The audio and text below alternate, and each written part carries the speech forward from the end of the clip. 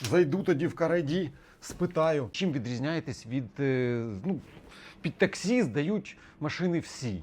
Там якісь 50%, на машинах написано, хочеш працювати в таксі. А чому у вас різниця? Що ми, по-перше, відносимося по-людяному, і ми можемо індивідуальний підхід знаходити. По-друге, в різні ситуації обійти з різних сторін, щоб і нам було комфортно і, відповідно, комфортно клієнту.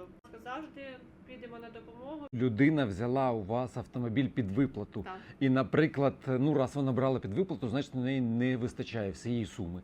І щось трапилось з автомобілем, зараз ожеледиться, може там побив машину. То він приїде до вас, і ви зможете відремонтувати автомобіль повністю за його гроші, зрозуміло. Взагалі без питань. Але можна навіть їх поставити якось в розстрочку, Можна. виплату. Можна. Я ж кажу, завжди знаходимо підхід до кожного клієнта. Наш такий меседж – це про турботу.